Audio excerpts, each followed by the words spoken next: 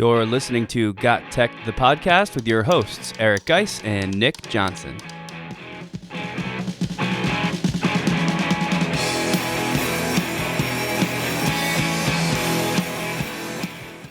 Welcome to GotTechED the Podcast. This is episode number 42 called 20 Ways to Use Google Sites in the One-to-One Classroom. In this episode, we are going to take a look at how teachers can use Google Sites for their own use within education, and we're also going to take a look at how students can use Google Sites for their student-centered learning. Check it out.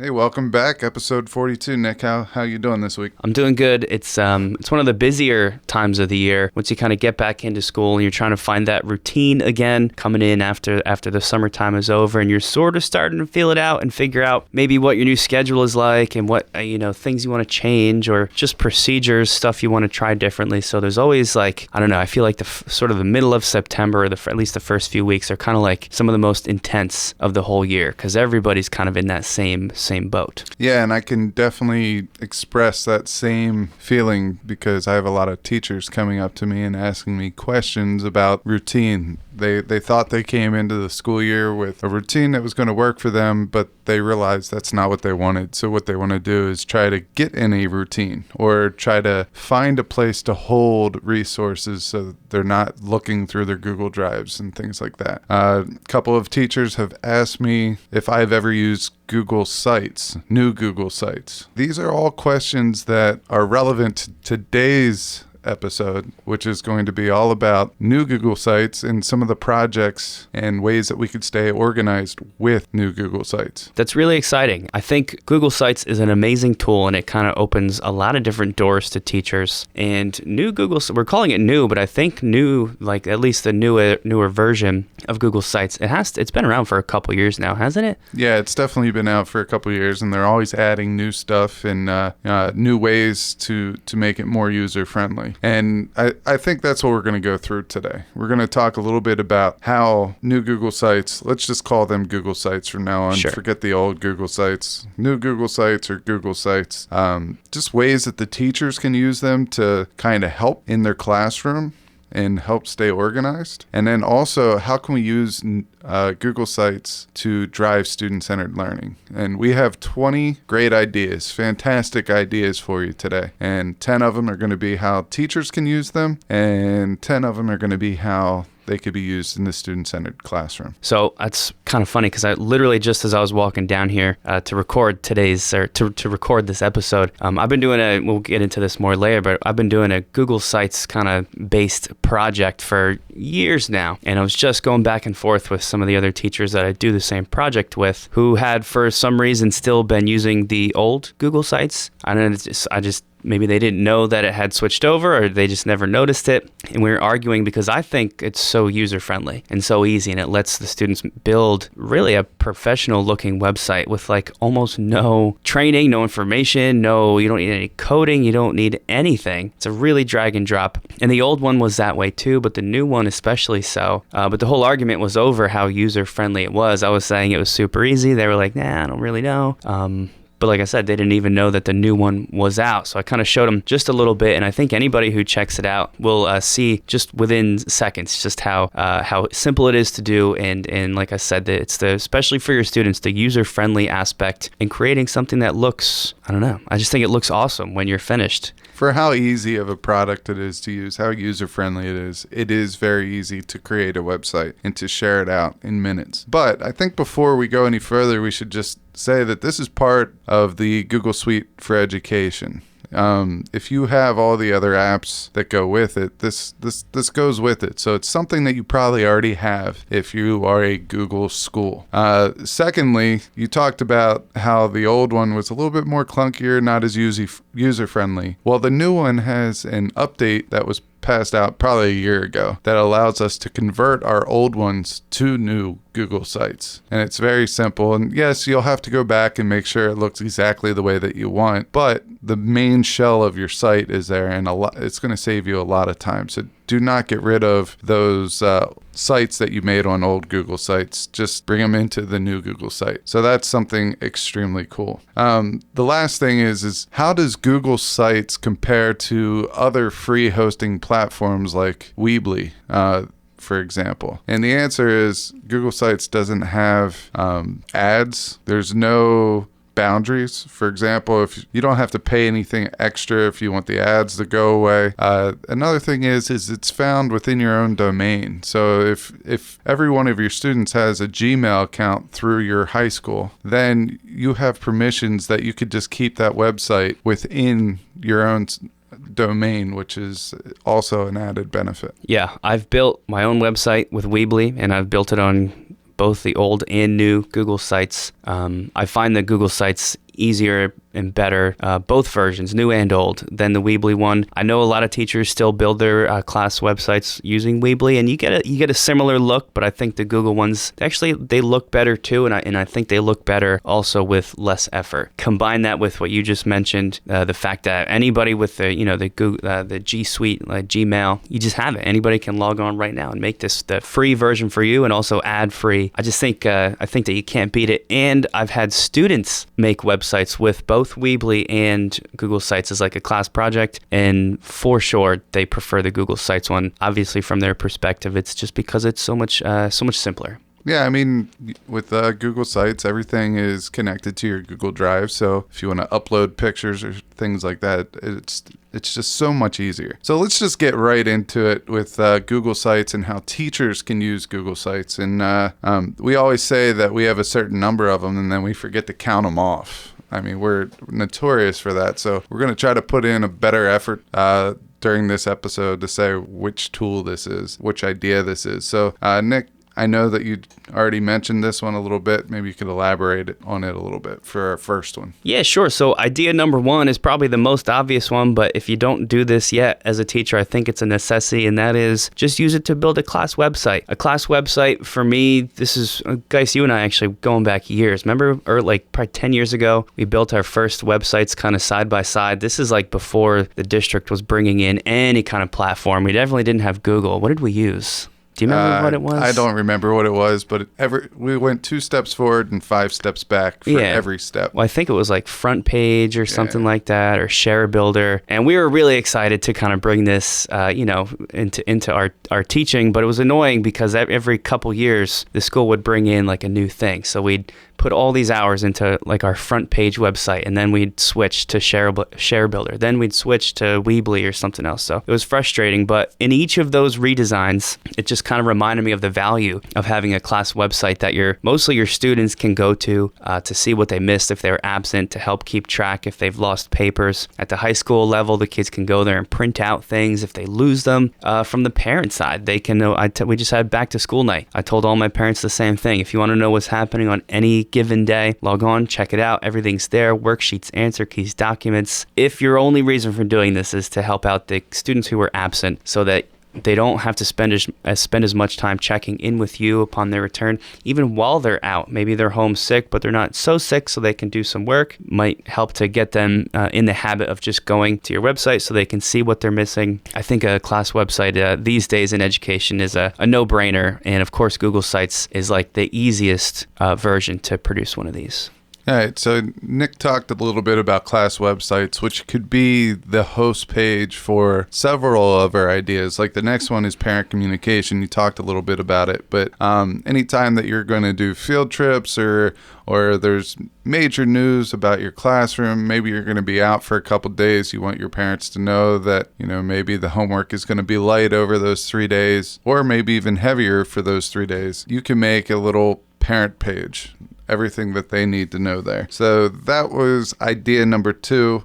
Idea number 3 is just a curation of resources. And this is probably I use Google Sites as a spot to put all of my resources. I have a page that gives me, all my music apps. I give a page that gives me all my public domain images, video files, all that stuff. I'll put them all in there, and I don't need to share it with anyone. It could just be with me, and I just have all those resources at the tip of my finger. So if I want to push out a link to a specific resource, I could easily do that to my students.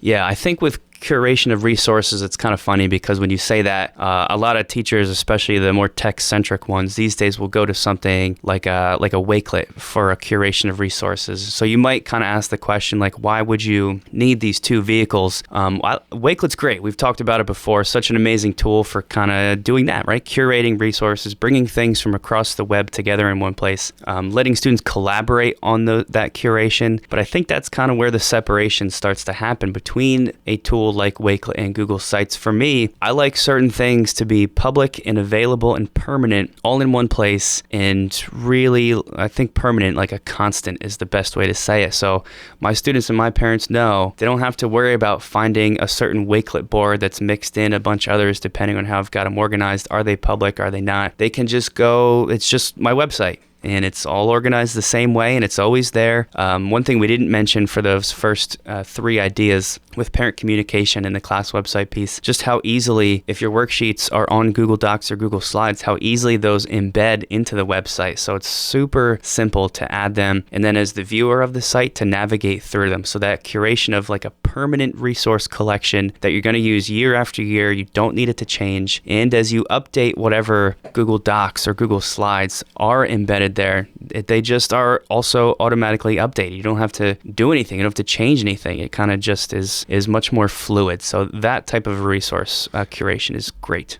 See, I'm going to go against you a little bit here. Okay. With Wakelet. I would use Wakelet still, but maybe there's a public collection there, but when I organize my Wakelets, I'm going to have several different ones. Maybe I have one for history, or maybe I'm teaching 3 different science courses. I'll have a different Wakelet for each. However, on my Google site, I would probably just link all those Wakelet collections to my Google site, and that would be like next level organization there. Just so it's a one-stop shop, I could easily find it without having to sign into Wakelet, or without having to go to this place and this place and this place. So I would bring that into my Google site. That's a great point. It's kind of like your website is the airport almost for all of the different things, whether you're linking to a Wakelet board or Flipgrid or anything else you use. That's sort of like the spot that people go. So I'm glad you pointed that out. Number 4 we've got here, it's one of my favorite things, and that's sort of the same idea as like this airport, this landing page for a flipped classroom, especially if you are flipping your classroom with videos that are on YouTube. I'm assuming that's how everybody's doing it, because why would you do anything else? YouTube, totally free. Everything's public, really searchable. Of course, Google owns YouTube, so that any YouTube video is also extremely easy to embed in a Google Sites page. When I have my students doing their flipped classroom units, the series of videos that I expect them to watch, they're all just kind of posted sequentially on a Google site. Beneath each video, I can type in any text directions or add any links, like additional supports that I need them to check out or that are options for them. To me, like, that's probably my favorite one on this whole list. Yeah, Flipped Classroom is great. It works well with Google Sites. You and I created one for a course that we both taught, and that was biochemistry. And it's a very challenging course because we bring a lot of organic chemistry in there. And for those science majors out there, I know you're cringing when we say organic chemistry because that's one of the toughest courses in college to get through. But what we did is we made our 3 units, and then within those units, we had several chapters. So we gave a name to every single lesson that we had, and each lesson had a video, it had a note sheet, and it had a practice quiz that went with it. So the one thing I like about this course is we taught mainly seniors. There are a couple juniors, but mostly seniors. And seniors miss the most amount of days because they're going on college visits. They're going to actual visits from colleges inside of the school. They're taking their SATs. The list is endless. Senior pictures and keep going. Blood drives. We've heard everything, right? Well, with this flipped classroom, they know, because we put a schedule for every week on this site, and they know exactly where we are and they know exactly what we miss. So instead of trying to come see us and as we're teaching other classes or during our prep period, they just go to the site. It's all there, easy to find. They know what they missed. That way, all that they have to do is ask us any questions that they weren't sure about the next day. And the way that we ran that course, we always started off of a review from the previous day. So they're hopping right in where they belong, even though they missed a day. Yep, I think that's just again streamlines, makes it so easy, everything all in one place. It's just like a really simple use of that thing. So let's get into the next one. This is, as a tech coach, this is the one that I use the most now. And this is using Google Sites as class projects, and more specifically as a directions page. Typically, when I work with teachers, we sit down, we figure out what type of project we want. And a lot of times, teachers just want to take what they had on paper and they want to put it on the internet. And this is kind of a substitution, but it becomes more interactive, which kind of advances that into higher levels of SAMR, or the technology integration matrix, both things which we covered in previous episodes. But the idea is we want students to use the technology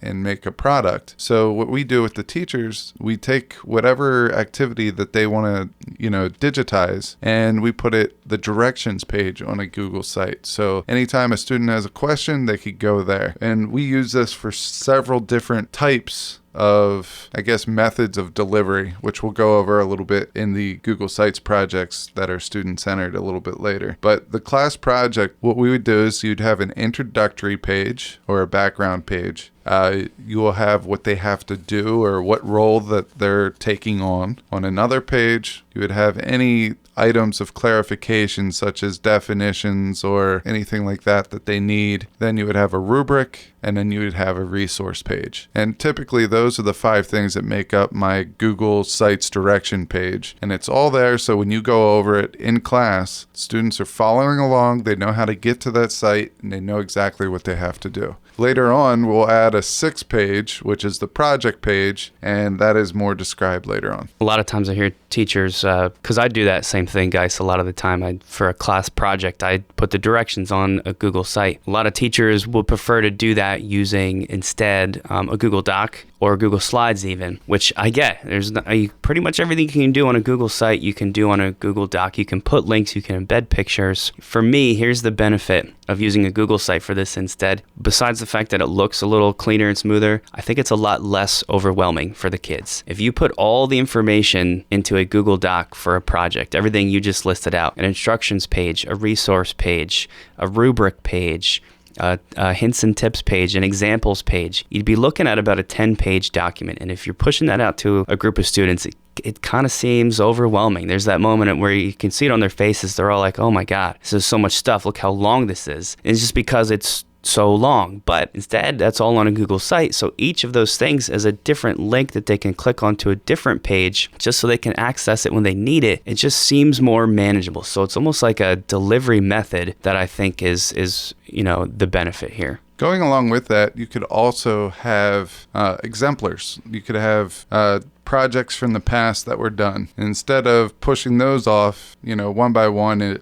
maybe they're in slides or whatever they use to create them, you could embed them right into the site so they can see it and easily access it, not just when you're going over it, but anytime that they want. And that will also help them with the quality of work. The next one, number 6, is absenteeism. We talked about it in some of our other ones, but you could just have, as long as you have your class site and maybe it has the different units and chapters and maybe lessons, or maybe you do it on a Google Calendar, which is embedded into your Google site. All these will help with absenteeism. But we kind of skipped over this with number 4, and that was the flipped classroom. But this also fits in here. If you have students that don't like coming to school, maybe it gives them anxiety, maybe there are other reasons, maybe they're sick for a long period of time, having a landing page or a website that has all these videos and resources and everything, it really helps them, especially for the kid with the IEP that needs to look at it 2, 3, 4 times to commit it to memory. So all these things are kind of working together. Yeah, one thing I like to do just for the absenteeism kids, even on a non-flipped unit, like say my unit 3, whatever it is, it still has their posted like day 1, day 2, day 3, so the student can see whatever happened on each day. I just put a little link and it usually says something like, were you absent? ? Click here. And then when they click it, it takes them to like an outside resource for how to get the same information. Because sometimes just pulling up like, oh, we did this worksheet today, or we did this project, it's not always enough. So that little extra help, again, kind of coordinated with this one-stop shop airport of resources is awesome for absent kids. All right, so we're going to go over the next couple pretty quickly. Number 7 is contests, and I ran a contest through Google Sites last year. What we did is we had a photography contest, and I don't know if you remember it, but I invited anybody with our own domain web or email address to vote on 3 different pictures that they liked. And we had like 25 or 30 different photos that we displayed not only in our media center, but also we took a picture of them and we put them up on our Google site. And then we had a Google form that went along with it. But we used the Google site for anyone that couldn't get up to the media center, they can just go there. And that's how we also voted. All right. So as long as you vote in one place, there can't be a person voting like 2, 3, 4, 5 times, because you could set those parameters. Right. So again, that embedding, you don't have to click a link to go to the Google form to vote like you would on a Google Doc. It's just right there, right on the screen. Also, some of the contests I do in my classes, they're timed, like a time trial kind of thing. And each day they get timed for how fast they can complete a task. And I keep track of those times in a Google Sheet, a spreadsheet that's posted on the website, so they can just have the homepage up while they're working and they can see everybody's progress. It works really nice for that too. So number 8 is a newsletter. So instead of going out and especially if you have a class website, instead of going out and creating a newsletter in something like S'more is fantastic, but if you wanted to keep it all in one area, you could use a Google site as a newsletter. Number 9 is, I don't want to say it's strictly for chemistry, but you could kind of do this in any subject, but it wouldn't be just a lab. And that's create an online lab manual. So no more running off labs. They get it online. They have their Chromebooks. They could take them back. You'll do a bunch of practices to keep your Chromebook safe, so you're not spilling, hydrochloric acid on the keys or something like that. But you can make a lab manual, and you could do the same thing in any class. Maybe it's like a do now, and it's every day the first thing they do is the do now, which is on the website. You could do it for an exit slip. You could do it for some type of reading comprehension activity. Every Wednesday is a reading comprehension activity, and they can go there and complete it. Yeah, I love that. This is one of my things. I don't know when I'm going to get to it. Let's say over the next 5 years, if I'm lucky and I don't have 30,000 other things going on. But if you're new to the show, I'm a chemistry teacher, and I really want all my lab assignments, my experiments for class, just listed out on a Google site, lab 1, lab 2, lab 3. They click, it takes them to that page, and that page has what would normally be like the handout, the worksheet that has the intro, whatever the procedure is. The reason I want this instead of the worksheet is because now I can embed YouTube videos. Let's say the students are doing a titration. Well, that takes some skill. You got to know like what a burette is and how to clean it and fill it. And yes, I can show those things in class, and I will continue to do that, but it's there for the kid that was absent. It's there if for some reason somebody wasn't paying attention, or if I went too fast, they can go back and check it out. I can put a link to a Google Doc that opens up for them to record their data. Again, we think we keep kind of touching on this one-stop shop aspect of Google Sites that can make stuff so just so easy. And once you do it, it's there and it's perfect. Which brings us to our last one, which has come up in different ways, and that's number 10, gamification. I mentioned this with contests before, but if you're specifically having students compete in a game atmosphere, the idea of a leaderboard that updates on its own and students can see, because as I type in their times for who's doing what, or what team is winning, or how well they're competing, or their score, if it's an ongoing score, they can see that right on the game landing page as well. I love that aspect of that. Yeah, we also use Google Sites for our digital amazing race, as well as our Escape the Rooms, our digitized and blended now Escape the Rooms. So what we've done is we've taken the physical Escape the Room with the digital Escape the Room, meshed them together to make the blended Escape the Room, and we will host that also on Google Sites. So there you have it. There are 10 Google Sites ideas for the teacher. In our next segment, we will get into Google Sites projects that are student-centered. You can follow GotTechED outside the podcast at GotTech.com or on Twitter at WeGotTechED. All right, so let's just jump right into how students can use new Google Sites for their student-centered learning. And just like the teacher part, we had 10 ideas there. We have 10 ideas to share for ways that students can use Google Sites for student-centered learning. Yeah, I think we have a good amount to talk about here. I've done a lot of different versions of several of these projects, and Guise, I know that you have too, so I'm pretty excited to share some of these, and hopefully something will stick for somebody out there. I'll start it off with the first one, because this is probably what I'm most familiar with, and that is you could use a Google site sort of like as an e-portfolio, as a way to record keep what students have done or have learned over the course of a unit or a marking period, or maybe even the whole year if it's working out super well. For my chemistry classes, I do this with when they're learning about, actually we do this across several units where they are each assigned an element and they have to build a website, an informational website about their assigned element. As they learn things in class, they apply that learning to whatever element they've been assigned and create different subpages for all that new learning. And I call that an e-portfolio because to me, it's really sort of them keeping track of what they've learned and applying it to this new setting, this like sharing of element information. So for me, that's what an e-portfolio looks like on a Google site. I don't know if you had a different version of that in mind or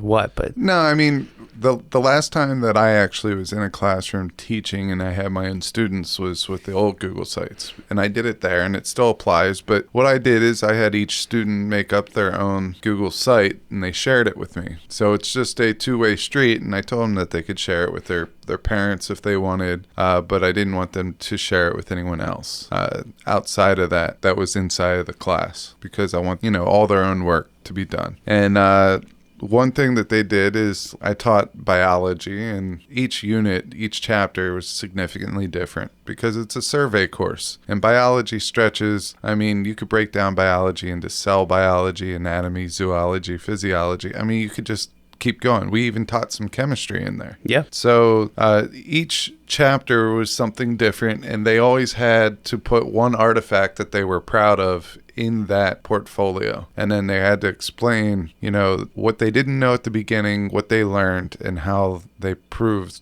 what they learned. And for the most part, I didn't get any type of pushback because I was trying to make this their homework. It was part of my flipped classroom. They were able to work on this in class. If they had free time, they could work on this at home. It was really the wall-less classroom. So it wasn't something that was super labor intensive. It's something that they already had, and it turned into a reflection piece. And I thought it worked extremely well. Let's get into the second one, which is make a class project page. So we talked about in the teacher portion how teachers would make a website with directions. And the teachers would just add another page, give the students access to it, and allow them to upload their project. And I've done several variations of this one. And usually it has something to do with a screencast, making a screencast, or some type of a video that goes with it, or a presentation that goes with it, and you put it onto a website. So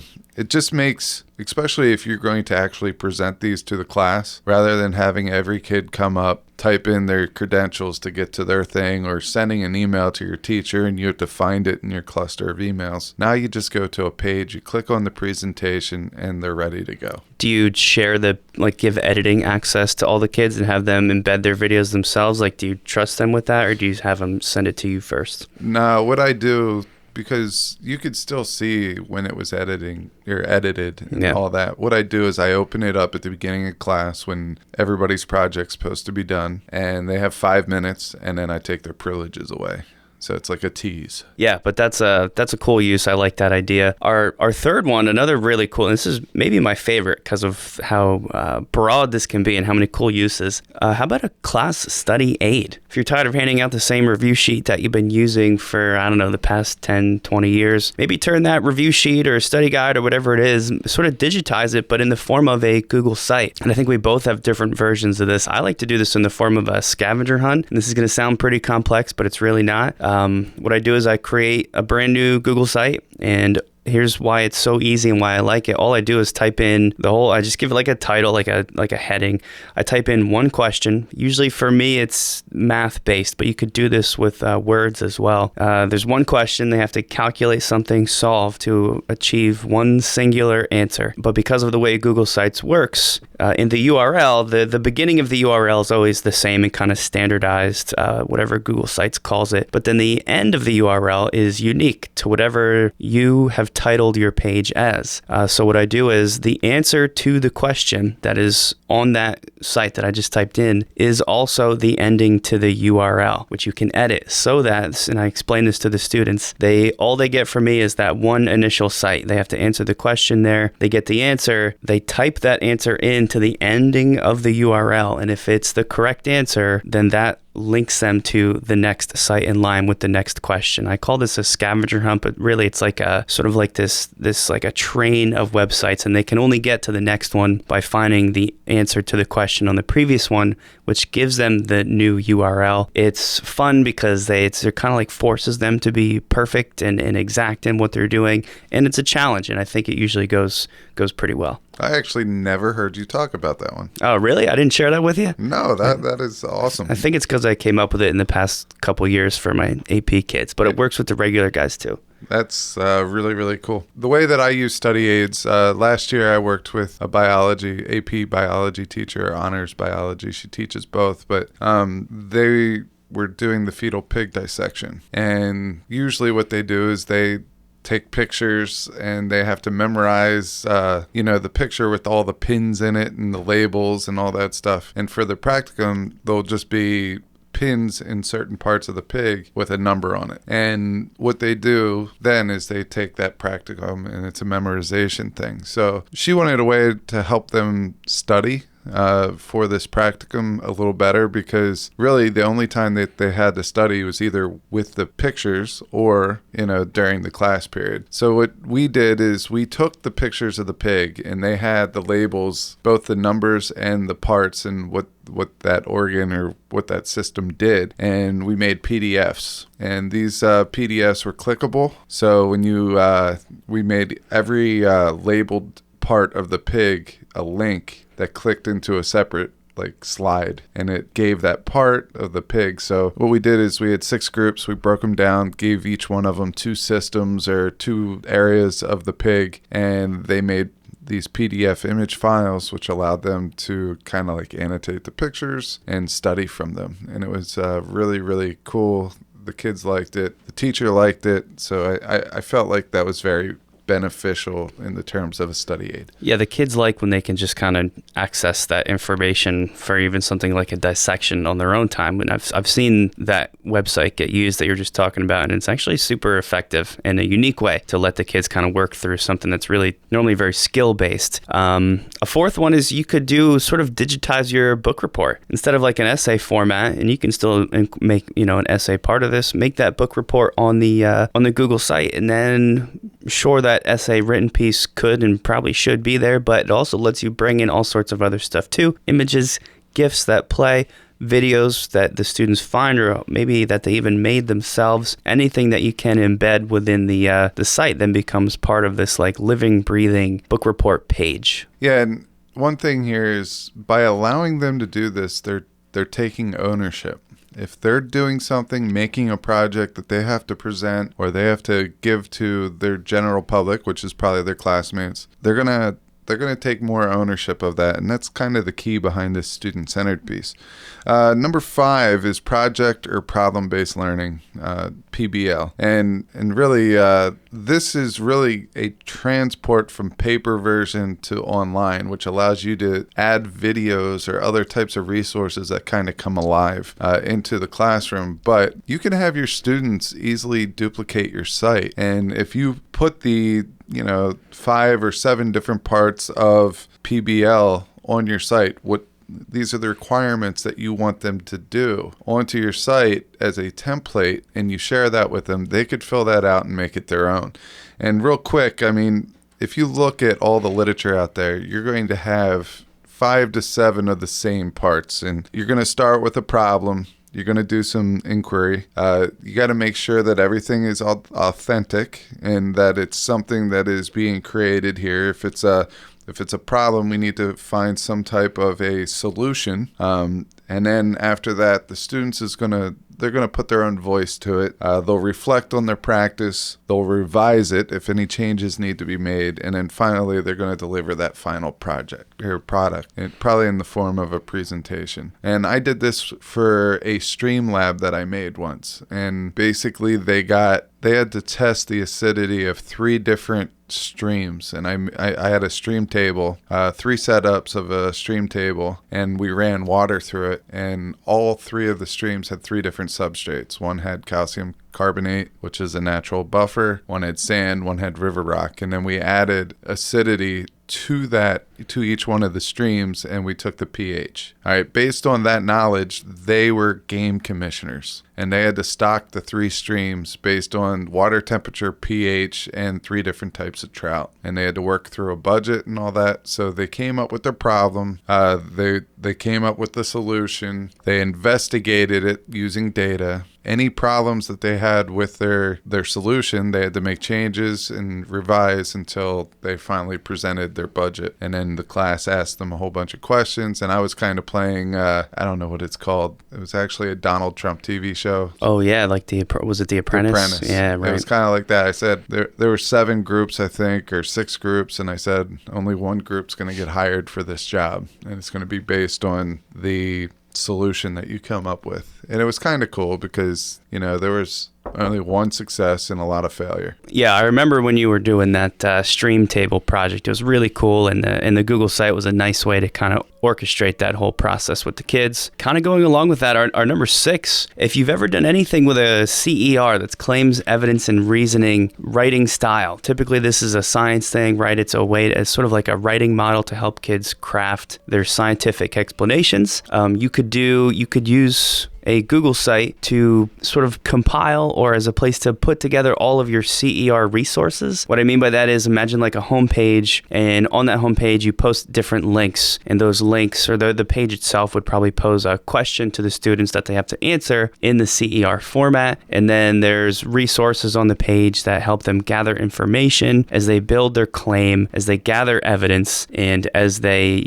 explain that with their reasoning. And I really like this because with the Google site as the housing for all this, you could do everything from putting links to, say, a Google Doc where they will submit their final written CER, links to all the information they need, links to maybe a place where they can collaborate and share ideas before they build their final CER. It's just a fun, creative way, almost to like disguise. I hate to say we're tricking the kids, but a lot of the times that's sort of what this feels like, right? You're just tricking them into really doing a writing assignment, but it just seems a lot more engaging because you're not just handing out a blank piece of lined paper and saying, respond to this question. So this is not just a science thing. My uses with claims, evidence, reasoning, we stretch the whole way across multiple different content areas. I've worked with English, and the example that I gave in English was who was responsible for killing or for the deaths of Romeo and Juliet. All right. So for the first one, we started by giving them the question,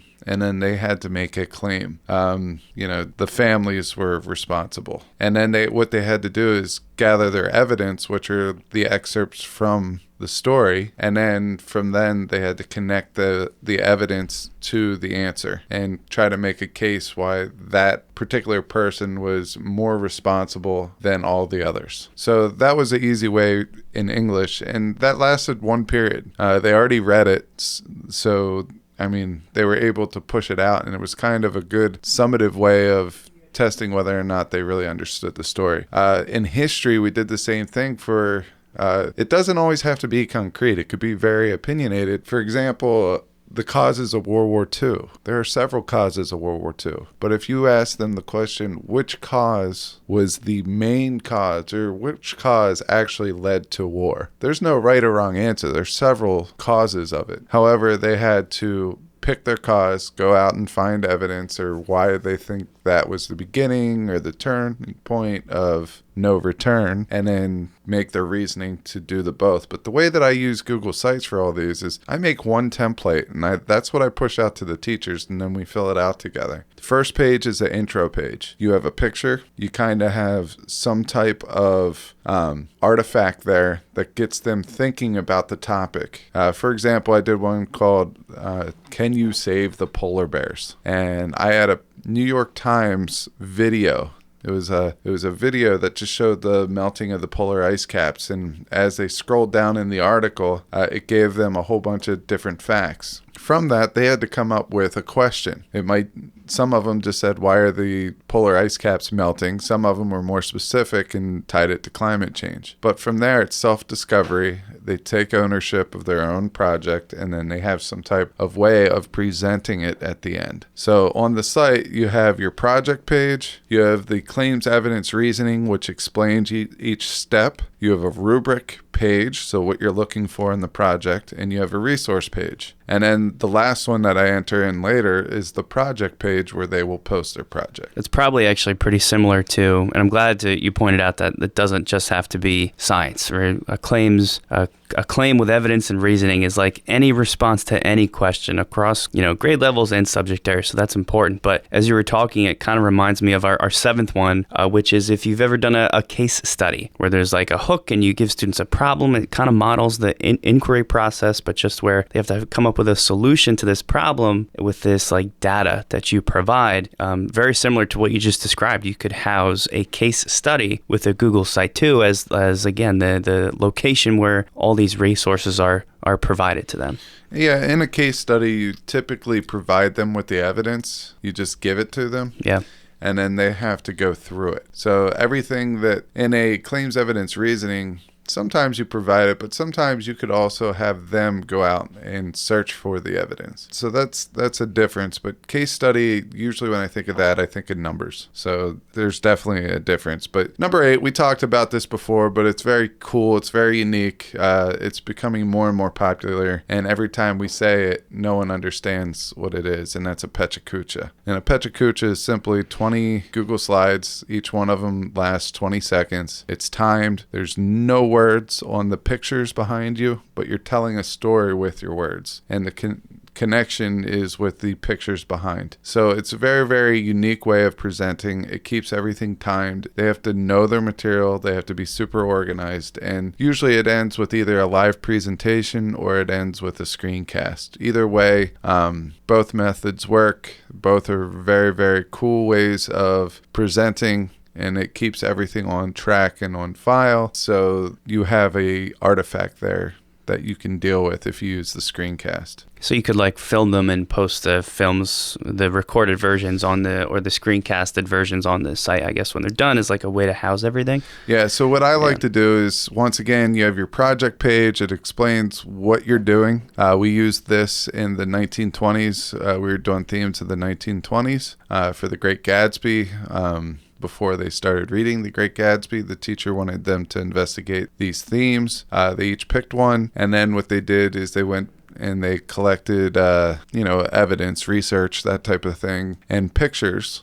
And they made their 20 slides out of pictures, and then they started taking the research and making a story out of it. So it all went together. So what I would recommend is using the Screencast-O-Matic version as their practice. This is kind of their formative assessment, and then you can view that as a teacher, give them some feedback. That way, when they go to present it in front of the classroom, it's where you want it. And that's where you would give them the, summative grade for that summative assessment. Okay. Yeah, that makes sense. That's a really cool way to do it. Our ninth idea is if you want to build what we've called many things, but I think a passion project is the best way to describe it, into your classroom, or maybe once a week or once a month or however often you want to do it, or just during a select time of the year. The students get to investigate and research something related to your class, but that they are passionate about. It's just a way to kind of really maximize their engagement in whatever subject you teach, because you've given them the freedom to choose this topic. A Google site is a great way to sort of both administrate that project in the same ways we've been talking about, where you can post,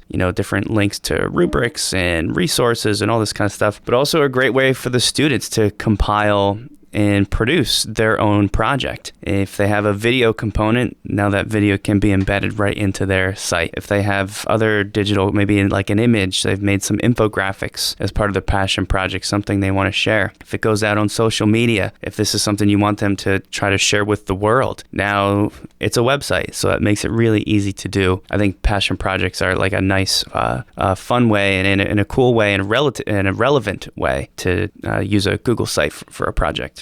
I know at our school we have independent study, and this is where students can kind of request them making their own course or their own subject to study, and they get a mentor, which is a teacher, to kind of sponsor that and to check in on them and stuff. And then at the end of the year, they have to make a presentation to the independent study chair. This would be kind of goes along with passion projects, because if you are interested in a certain topic, we don't offer it. It's kind of passion. So this would also be another fill-in for that. So let's go to our last one. We've talked about this, so we'll be relatively quick, and that is you could use Google Sites to host your student podcasts, whether it's something that's going to be regular or something that is just one project, but everyone in the class is doing it. You could upload their audio to WeVideo or something like WeVideo, throw an image over top of it to make your MP3 audio file turn into an MP4 video file with just like a stagnant cover art image. And